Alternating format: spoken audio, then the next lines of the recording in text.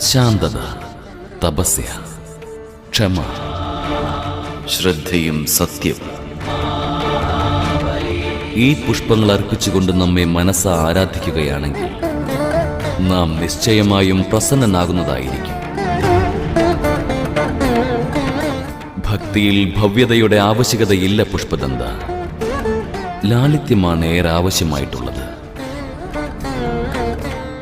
ഭക്തി എപ്പോഴാണ് മോഹമായി പരിവർത്തനപ്പെടുക എന്നുള്ളത് ഭൂരിഭാഗം വ്യക്തികൾക്കും തിരിച്ചറിയുവാൻ കഠിനകരമാണെന്നറിയുക. ഈ അവസ്ഥയിൽ മാർഗത്തിൽ പിഴവ് സംഭവിക്കുന്നത് സ്വാഭാവികമായിരിക്കും.